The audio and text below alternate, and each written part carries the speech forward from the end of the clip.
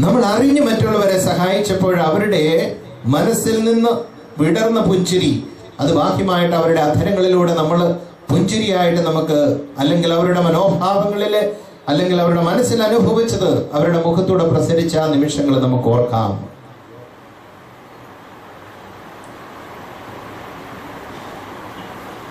നല്ലവനായ ദൈവമേ, ഞങ്ങൾ നന്മ ചെയ്തപ്പോൾ, ഭാര്യയ്ക്ക് വേണ്ടി, ഭർത്താവിന് വേണ്ടി, സമൂഹത്തിലുള്ളവർക്ക് വേണ്ടി ഞങ്ങൾ നന്മ ചെയ്തപ്പോൾ മറ്റുള്ളവരുടെ മുഖത്തൂടെ നമുക്ക് ലഭ്യമായ ആ സന്തോഷത്തിന്റെയും സംതൃപ്തിയുടെയും മനോഭാവം നമ്മുടെ മനസ്സുകളിൽ ഓർക്കാം. അതുകൊണ്ട് നമ്മൾ ഓർക്കേണ്ട ഒരു കാര്യം ഇതാണ്: നന്മ നമ്മൾ ചെയ്യുവാനായിട്ട് ആരംഭിച്ചാൽ, മറ്റുള്ളവരെ വലിയവരായി കരുതിക്കൊണ്ട് നമ്മൾ ജീവിക്കാനായിട്ട് തുടങ്ങുമ്പോൾ, തീർച്ചയായിട്ടും നമ്മുടെ ജീവിതങ്ങളിൽ ബുദ്ധിമുട്ടുകളും ക്ലേശങ്ങളും സഹനങ്ങളും ഉണ്ടാവും. അപ്പോൾ ഈ സഹനങ്ങളിലൂടെ, നമ്മുടെ ത്യാഗപ്രവർത്തികളിലൂടെ, നമ്മുടെ സമർപ്പണ ജീവിതത്തിലൂടെ മറ്റുള്ളവരുടെ ജീവിതങ്ങളിൽ സന്തോഷവും സംതൃപ്തിയും നൽകിക്കൊണ്ട് ജീവിക്കുവാൻ ഉള്ള ഒരു അനുഗ്രഹത്തിനായിട്ടാണ്, അല്ലെങ്കിൽ ആ ഒരു വിളിയാണ് നമുക്ക് ലഭിച്ചിരിക്കുന്നത്. അതുകൊണ്ട് നമ്മൾ പലപ്പോഴും പരാതിപ്പെടാറുണ്ട്. കുടുംബജീവിതത്തിലും സമൂഹ ജീവിതത്തിലും ഒക്കെ നമുക്ക് കണ്ണുകൾ തുറന്ന് ദൈവസന്നിധിയിൽ സന്തോഷത്തോടെ ആയിരിക്കാം. നമ്മൾ പലപ്പോഴും ഓർക്കാറുണ്ട്, പരാതിപ്പെടാറുണ്ട്. ഞാൻ മറ്റുള്ളവർക്ക് വേണ്ടി ജീവിച്ചതിൻ്റെ പേരിൽ, ഞാൻ മറ്റുള്ളവരെ സഹായിച്ചതിൻ്റെ പേരിൽ, എൻ്റെ ഭർത്താവിനോട്, എൻ്റെ ഭാര്യയോട്, എൻ്റെ മക്കളോട് നമ്മൾ മാനുഷികമായ രീതിയിൽ എന്നതിനേക്കാൾ ഉപരിയായിട്ട് നമ്മുടെ ജീവിതവും നമുക്കുള്ളതുമെല്ലാം അവർക്ക് വേണ്ടി കൊടുത്തതിൻ്റെ പേരിൽ വേദനിക്കുന്ന മനുഷ്യരെ നമ്മൾ കണ്ടെത്താറുണ്ട്. നമ്മൾ കൊടുക്കുമ്പോഴൊക്കെ മാനുഷികമായ രീതിയിൽ നമ്മൾ പലപ്പോഴും എന്തെങ്കിലുമൊക്കെ പ്രതീക്ഷിക്കാറുണ്ട് ഇൻ റിട്ടേൺ ആയിട്ട്. പക്ഷെ നമ്മൾ ഓർക്കുക, നമുക്കൊന്നും ലഭിക്കാതെ വരുന്ന ജീവിതത്തിന്റെ നിമിഷങ്ങളിൽ പലപ്പോഴും നിരാശ തോന്നും. എന്തിനു വേണ്ടി? ഞാൻ എന്തിനു വേണ്ടിയിട്ടാണ് ഇതൊക്കെ ചെയ്തത്? ഞാൻ ആർക്കു വേണ്ടിയാണ് ഇതൊക്കെ ചെയ്തത്? എൻ്റെ ശരീരവും, എൻ്റെ ആരോഗ്യവും, എൻ്റെ സമ്പത്തും, എൻ്റെ ജീവിതത്തിൻ്റെ സൗകര്യങ്ങളും ഒക്കെ മറ്റുള്ളവർക്ക് വേണ്ടി വ്യയം ചെയ്തിട്ട് ഇന്ന് എനിക്ക് എന്ത് എന്ന് നമ്മൾ തിരിഞ്ഞു നിന്ന് ആലോചിക്കുമ്പോൾ ദൈവത്തിൻ്റെ ഉത്തരം, ഇന്ന് യേശുവിൻ എന്നോട് പറയുവാനുള്ളത്, ഈ അന്ധൻ യാചനാരൂപത്തിൽ യേശുവിനോട് പ്രാർത്ഥിച്ചതിന് യേശു അവന് കൊടുത്തതുപോലെയുള്ള ഒരു കാഴ്ചയാണ്. കാഴ്ച കിട്ടിക്കഴിഞ്ഞപ്പോൾ അവൻ തുള്ളിച്ചാടി സന്തോഷിച്ച് മറ്റുള്ളവരുടെ ജീവിതങ്ങളിലേക്കെല്ലാം കടന്നു പോവുകയാണ്. നമ്മുടെ ജീവിതങ്ങളിൽ ഇന്ന് ദൈവം സന്തോഷം നിറയ്ക്കുന്ന, ആനന്ദം നിറയ്ക്കുന്ന ആ അനുഭവ വിശേഷങ്ങളിലൂടെ നമ്മളെ കടത്തിക്കൊണ്ടു പോവുകയാണ്. നമുക്കും ഓർക്കാം, ദൈവത്തിന്റെ മുമ്പിൽ നമ്മുടെ മനുഷ്യ മനസ്സിന്റെ ഒരു പ്രത്യേകതയാണിത്. അവിടുന്ന് അത് പറഞ്ഞു, കാറ്റും കോലും ഇളകുന്ന കടലിലൂടെ തോണിയിലിരുന്ന് സഞ്ചരിക്കുമ്പോൾ യേശു കിടന്ന് ഉറങ്ങുന്നതായിട്ട് മറ്റു ശിഷ്യന്മാർക്കൊക്കെ തോന്നി. അവരവരുടേതായിട്ടുള്ള കഴിവും സാമർഥ്യവും ഒക്കെ ഉപയോഗിച്ച് തോണി കരക്കെടുപ്പിക്കുവാനായിട്ടുള്ള പരിശ്രമങ്ങൾ അവരുടെ ജീവിതങ്ങളിൽ തുടർന്നു. എന്നാൽ നമുക്കറിയാം, ആ ശിഷ്യന്മാരുടെ പരിശ്രമങ്ങളെല്ലാം അവസാനിക്കുന്നു എന്നുള്ള തോന്നലുണ്ടായപ്പോൾ, ഉറങ്ങിക്കിടക്കുന്നു എന്ന് തോന്നുന്ന യേശുവിനെ അവര് തൊട്ടുണർത്തിയപ്പോൾ അവൻ എഴുന്നേറ്റിട്ട് പറയുകയാണ്, കാറ്റ് കടലെ ശാന്തമാവുക. ഇന്ന് ഞാനും നിങ്ങളുമാകുന്ന ഈ ജീവിതമാകുന്ന ഈ വലിയ കടലിലൂടെ ജീവിതമാകുന്ന കൊച്ചു തോണിയിലിരുന്ന് തുഴഞ്ഞു നീങ്ങുമ്പോൾ നമ്മളെയും പേടിപ്പെടുത്തുന്ന, നമ്മളെ ആകുലപ്പെടുത്തുന്ന ജീവിതത്തിന്റെ ഒത്തിരിയേറെ കാര്യങ്ങളുണ്ട്. നമ്മുടെ മനസ്സിനെ അലട്ടുന്ന ഒത്തിരിയേറെ പ്രശ്നങ്ങളുണ്ട്. അവിടെയൊക്കെ ശാശ്വതമായിട്ടുള്ള പരിഹാരം നമുക്ക് എപ്പോഴാണ് ലഭിക്കുക? നമ്മുടെ അരികിൽ, നമ്മുടെ കൂടെ, നമ്മുടെ ഉള്ളിൽ, നമ്മുടെ സമൂഹങ്ങളിൽ നിറഞ്ഞു നിൽക്കുന്ന, സാന്നിധ്യമായിട്ട് നിൽക്കുന്ന യേശുവിനെ കുറിച്ചുള്ള അവബോധം നമ്മുടെ ജീവിതങ്ങളിലേക്ക് കടന്നു വരുമ്പോൾ, നമ്മുടെ കൂടെ ഉറങ്ങുന്നവൻ, നമ്മുടെ കൂടെയുള്ളവൻ, അവനെ കുറിച്ചുള്ള ചിന്ത നമ്മുടെ മനസ്സുകളിൽ സൂക്ഷിച്ചിട്ട് ദൈവമേ എന്നുള്ള ഒരു ചിന്ത നമ്മുടെ മനസ്സിൽ തോന്നിച്ചിരിക്കുമ്പോൾ, അപ്പോഴവിടെ അവൻ അരികിലെത്തി ഓടിയെത്തുകയാണ്. സ്നേഹമുള്ളവരെ, ഈ ഒരു ചിന്ത നമ്മുടെ ജീവിതങ്ങളിൽ പലപ്പോഴും നമുക്ക് അനുഭവിക്കാനായിട്ട് സാധിക്കും. അരികിലുള്ളവനെ മറന്ന് നാം വേറെ എവിടെയൊക്കെയോ അവനെ തേടുകയാണ്. ഉള്ളിലുള്ള ദൈവസാന്നിധ്യത്തെയും കുടുംബത്തിലുള്ള ദൈവസാന്നിധ്യ അനുഭവത്തെയും ഭാര്യയിലും ഭർത്താവിലും മക്കളിലും സമൂഹ ജീവിതത്തില് മറ്റു വ്യക്തികളിലൂടെ നിറഞ്ഞു നിൽക്കുന്ന ദൈവിക സാന്നിധ്യത്തെ മറന്നുകൊണ്ട് നമ്മൾ മറ്റുള്ള പലപ്പോഴും ദൈവത്തെ തേടുമ്പോൾ നാം ഓർക്കേണ്ട ഒരു കാര്യമുണ്ട്. നാം യഥാർത്ഥത്തില്, അല്ലെങ്കിൽ നാം നേരിട്ടുള്ള വഴികളിൽ നിന്നും മാറിയാണ് നമ്മൾ കടന്നു പോവുക. അതുകൊണ്ട് ദൈവത്തോട് നമുക്കിന്ന് പ്രാർത്ഥിക്കാം, ഉള്ളിൽ ഉറഞ്ഞു നിൽക്കുന്ന ദൈവ സാന്നിധ്യത്തെ കാണാൻ, കൂട്ടായ്മയിലും കുടുംബത്തിലുമുള്ള ദൈവ സാന്നിധ്യത്തെ അനുഭവിക്കാൻ, ജീവിത പങ്കാളിയിലും മക്കളിലും മാതാപിതാക്കന്മാരിലും സഹോദരങ്ങളിൽ നിറഞ്ഞു നിൽക്കുന്ന ദൈവസാന്നിധ്യത്തെ അനുഭവിക്കാൻ, ആ അനുഭവത്തെ കുറിച്ചുള്ള ചിന്ത നമ്മുടെ മനസ്സുകളിൽ വരുമ്പോൾ തീർച്ചയായിട്ടും അവൻ നമ്മുടെ മുമ്പിൽ എഴുന്നേറ്റ് നിന്നിട്ട് നമ്മളോട് പറയും, ശാന്തമാവൂ കാറ്റേ കടലേ. നമ്മുടെ ജീവിത പ്രശ്നങ്ങളെ മുഴുവനും ആടി വലയ്ക്കുന്ന ജീവിതത്തിന്റെ എല്ലാ പ്രശ്നങ്ങളിൽ നിന്നും അവിടുന്ന് നമുക്ക് വിമുക്തി നൽകും, നമ്മളെ വിമോചിപ്പിക്കും. അങ്ങനെ നമ്മുടെ ശാന്തിയുടെ സമാധാനത്തിന്റെ മേഖലകളിലേക്ക് അവൻ നമ്മളെ കടത്തിക്കൊണ്ടു പോകും. എനിക്ക് വളരെ വ്യക്തമായിട്ടുള്ള ഒരു അനുഭവമാണ്. ദൈവത്തിന്റെ സന്നിധിയിൽ നിന്ന് അല്ല, നമ്മുടെ ജീവിതത്തിൽ ഏതൊക്കെ പ്രശ്നങ്ങൾ ഉണ്ടായാലും ദൈവമേ എന്നുള്ളൊരു ചിന്ത നമ്മുടെ മനസ്സുകളിൽ വന്നാൽ, ദൈവമേ എന്നും നമ്മുടെ തേങ്ങിയാൽ, എനിക്ക് വേണ്ടി കാത്തിരിക്കുന്നവനാണ് അവൻ. അവൻ ഓടി അരികിലെത്തും, നമ്മളെ വാരിപ്പുണരും, നമ്മളെ ഒരിക്കലും അവിടെ നിന്ന് ഉപേക്ഷിക്കുകയില്ല. ശാരീരികമായിട്ടും മാനസികമായിട്ടും സാമ്പത്തികമായിട്ടും നമ്മുടെ സമൂഹാത്മക ജീവിതത്തിലുമൊക്കെ നമുക്ക് അനുഭവപ്പെടുന്ന ജീവിത പ്രശ്നങ്ങൾക്കൊക്കെ ദൈവമേ എന്ന ആത്മാർത്ഥതയോടെയുള്ളൊരു വിളി, അതാണ് അതിന് ഉത്തരം. ഒരു വിളിപ്പാടകൽ എനിക്ക് വേണ്ടി കാത്തിരിക്കുന്ന എൻ്റെ നല്ല ദൈവമാണ്. അങ്ങനെ ഒരു വിളിപ്പാടകൽ എനിക്ക് വേണ്ടി കാത്തിരിക്കുന്ന ദൈവത്തെ ഉള്ളു തുറന്ന് ആ ജെറിക്കോയുടെ പാതയരികിലിരുന്ന് വിളിച്ചുയാചിച്ച അന്ധനെ പോലെ ദാവീദിന്റെ പുത്രനായ യേശുവേ എൻ്റെ മേൽ കനിവുണ്ടാകണമേ എന്ന് പ്രാർത്ഥിച്ചാൽ, നമ്മുടെ ധീരമായ ശബ്ദത്തിന്റെ മുമ്പിൽ അവൻ തിരിഞ്ഞു നിന്നിട്ട് നമ്മളോട് ചോദിക്കും, നിനക്ക് ഇന്ന് എന്തു വേണം? ആ എന്ത് വേണമെന്നുള്ള ആ ചോദ്യം നമ്മളെ വളരെ വലിയ ഒരു ജീവിതത്തിന്റെ വഴികളിലേക്ക് നമ്മളെ മാറ്റിമറിക്കേണ്ടതാണ്. നമുക്കറിയാം, നമ്മൾ ആധാർ കാർഡ് എടുക്കാനായിട്ട് പോയപ്പോൾ പലപ്പോഴും നമ്മുടെ തള്ളവിരലിൻ്റെ മുദ്ര അവരത് ചോദിച്ചിട്ടുണ്ട്. അതിനുശേഷം കണ്ണിൻ്റെ കൃഷ്ണമണി അവരെടുത്തിട്ടുണ്ട്. ഓരോ തള്ളവിരലും ഓരോ കൃഷ്ണമണിയും വ്യത്യസ്തമാണെന്ന് അന്നാണ് എനിക്കത് ബോധ്യമായത്. ഞാൻ പലപ്പോഴും നമുക്കറിയാം, തള്ളവിരലിൽ ആ തമ്പ് ഇംപ്രഷനും അതോടൊപ്പം തന്നെ കണ്ണിലെ കൃഷ്ണമണിയും 100 കോടി അല്ലെങ്കിൽ അതിനപ്പുറമുള്ള ജനങ്ങളുള്ള ഓരോരുത്തർക്കും വ്യത്യസ്തമായിട്ടുള്ള രേഖകളാണ് കൈകളിൽ ദൈവം വെച്ചിരിക്കുന്നത്. എങ്കിലും എൻ്റെ രേഖകൾ കൊണ്ട്, ഈ ആധുനിക സാങ്കേതിക വിദ്യ കൊണ്ട് ഏത് വ്യക്തിയാണെന്ന് തിരിച്ചറിയാൻ സാധിക്കുമെങ്കിൽ, അനാദി മുതൽ തന്റെ സ്നേഹത്തിന്റെ കുംഭാരത്തിൽ നിന്ന് ഈ മണ്ണിലേക്ക് പറഞ്ഞുവിട്ട നമ്മളെ ഓരോരുത്തരെയും വളരെ വ്യക്തിപരമായി അറിയുന്ന അവിടുത്തേക്ക് എന്നെ അവിടുത്തെ ഉള്ളം കൈയിൽ സൂക്ഷിച്ചു വയ്ക്കുന്നത്, എന്നെ അവിടുത്തെ കൈകളിൽ താങ്ങുന്നത്, എന്നെ വ്യക്തിപരമായി അറിയുന്നത്, ഞാൻ വീഴുമ്പോഴും ഞാൻ തകരാനായിട്ട് പോകുമ്പോഴും എന്നെ തകരാതെ കാത്തു സൂക്ഷിക്കുന്ന നല്ല ദൈവത്തിന്റെ കരുതലും കാക്കലും നമ്മുടെ ജീവിതങ്ങളിൽ നമുക്ക് അനുഭവിച്ചറിയുവാനായിട്ടുള്ള അവസരങ്ങളാണ് ഇങ്ങനെയുള്ള പ്രാർത്ഥനയുടെ കൂട്ടായ്മകൾ. അതുകൊണ്ട് ഇന്ന് നമ്മൾ മനസ്സ് കലങ്ങിയവരായിട്ടല്ല, തകർന്നവരായിട്ടല്ല, ജീവിതങ്ങളെ നിരാശപ്പെട്ടവരായിട്ടല്ല, പ്രതീക്ഷ നൽകുന്ന, പുതുജീവൻ നൽകുന്ന, പ്രത്യാശ നൽകുന്ന, പുതിയ വഴികൾ നമുക്ക് വേണ്ടി നമ്മുടെ മുമ്പിൽ തുറന്നു തരുന്ന, മറ്റുള്ളവർക്ക് വേണ്ടി പ്രാർത്ഥിക്കാനും ത്യാഗം ചെയ്യുവാനായിട്ട് നമ്മൾ ആരംഭിക്കുമ്പോൾ അതിന്റെ മുമ്പിൽ പുതിയ വഴികൾ തുറന്നു തരുന്ന നല്ല ദൈവത്തിന്റെ വലിയ കൃപാവരത്തിന്റെ മുമ്പിൽ നമുക്ക് ശിരസ്സുകൾ നമിച്ചു നിൽക്കാം.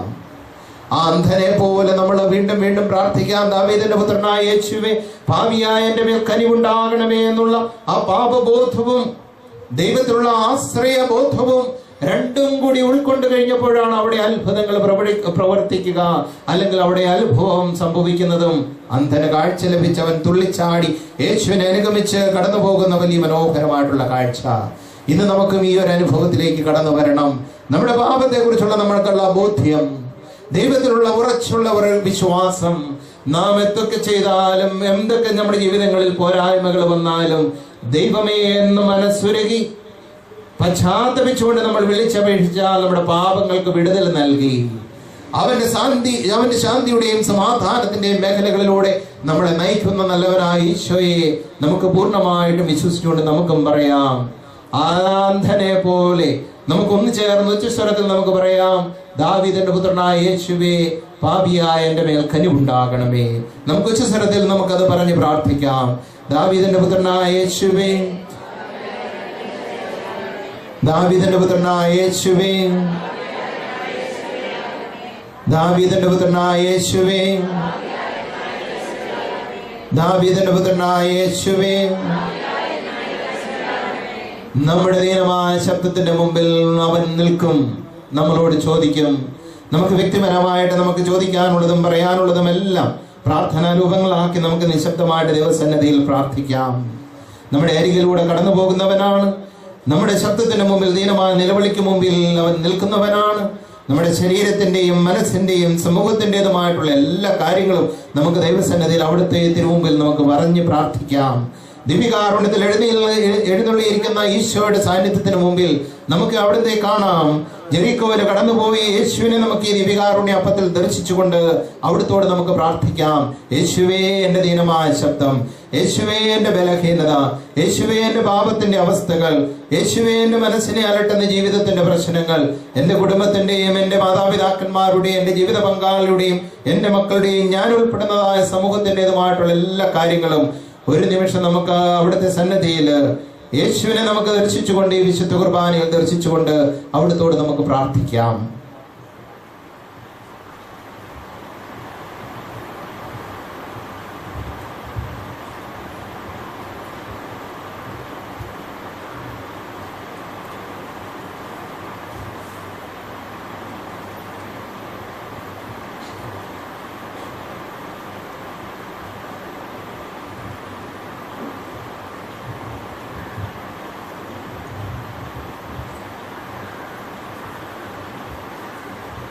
നമുക്കതൊന്ന് മനസ്സിലൊന്ന് വിഭാവനം ചെയ്യാം. ജെറിക്കോയിലൂടെ കടന്നു പോകുന്ന യേശുവും യേശുവിനോട് ചുറ്റുമുള്ള ജനക്കൂട്ടവും തിക്കിലും തിരക്കിലും എല്ലാവരും യേശുവിൻ്റെ അരികിലേക്ക് ഓടിയെടുക്കാനായിട്ട് ആഗ്രഹിക്കുമ്പോൾ ഞാൻ മാത്രം അകലെയായിട്ട് യേശുവിൻ്റെ അരികിലേക്ക് അടുക്കാനായിട്ടുള്ള ആഗ്രഹവുമായിട്ട് നിറഞ്ഞ് അവിടെ നിൽക്കുകയാണ്. ഞാൻ പ്രാർത്ഥിക്കുന്നുണ്ട്, വിളിക്കുന്നുണ്ട്, കരയുന്നുണ്ട്. പക്ഷേ എൻ്റെ കരച്ചിൽ, എൻ്റെ പ്രാർത്ഥനകൾ അത് യേശുവിൻ്റെ അരികിൽ എത്തുന്നുണ്ടോ എന്നുള്ളൊരു സംശയം.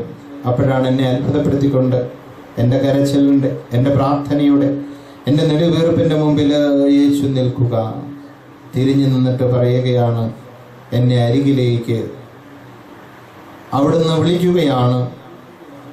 എന്നോട് ചോദിക്കുന്നു, വ്യക്തിപരമായിട്ട് ഓരോരുത്തരുടെയും പേരെടുത്ത് വിളിച്ചുകൊണ്ട് എന്നോട് ചോദിക്കുകയാണ്, നിനക്ക് വേണ്ടി ഞാൻ എന്ത് ചെയ്യണം, നിനക്ക് എന്തു വേണം?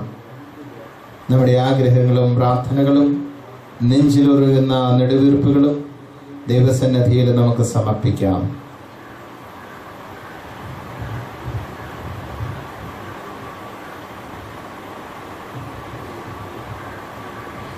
യേശുവിന് ഒരാഗ്രഹമുണ്ട്. നമ്മൾ വ്യക്തിപരമായിട്ട് നമ്മൾ ചോദിക്കണം നമുക്ക് ആവശ്യമായിട്ടുള്ളത്. യേശുവിൻ്റെ നാമത്തിൽ ചോദിക്കുന്നത് ഒന്നും നമുക്ക് ലഭിക്കാതിരിക്കില്ല.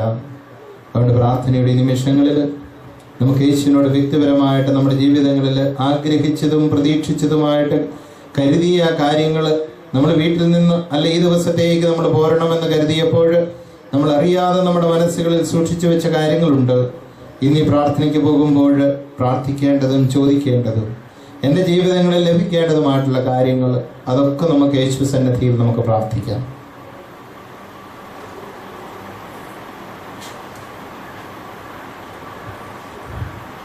ചോദിക്കുന്നത് എന്തും അതും പ്രത്യേകിച്ച് നമ്മൾ പുതിയ വഴികളിലൂടെ, പശ്ചാത്താപത്തിൻ്റെ വഴികളിലൂടെ, പാപത്തെക്കുറിച്ചുള്ള പശ്ചാത്തപിച്ച് അത് ദൈവസന്നിധിയിൽ ഏറ്റുപറഞ്ഞിട്ട് ഹൃദയം ശുദ്ധമാക്കിയിട്ട് യേശുവിനോട് ചോദിക്കുന്നത് എന്തും അത് നമുക്ക് ലഭിക്കുമെന്നുള്ള ഉറച്ച ബോധ്യത്തോടെ, വിശ്വാസത്തോടെ നമുക്ക് ദൈവസന്നിധിയിലായിരിക്കാം.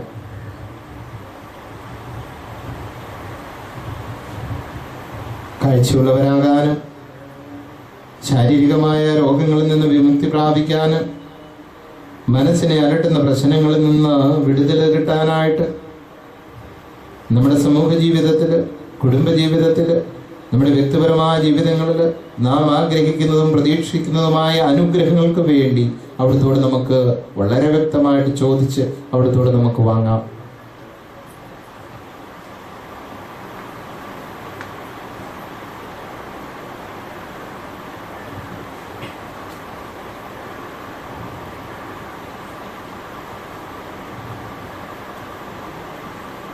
മറ്റുള്ളവർക്ക് വേണ്ടി നമുക്ക് പ്രാർത്ഥിക്കാം. മറ്റുള്ളവർക്ക് വേണ്ടി നമ്മൾ പ്രാർത്ഥിക്കാനായിട്ട് ആരംഭിക്കുമ്പോൾ നമുക്ക് വേണ്ടി തന്നെയാണ് നമ്മൾ പ്രാർത്ഥിക്കുന്നത് എന്നുള്ള അനുഭവത്തിലേക്ക് നമുക്ക് വരാം.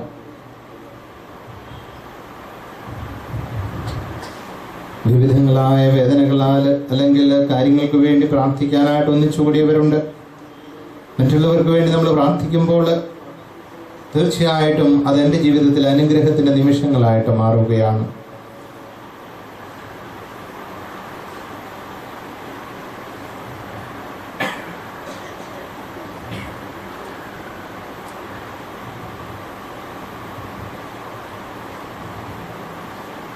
നമുക്ക് നിശബ്ദരാകാം.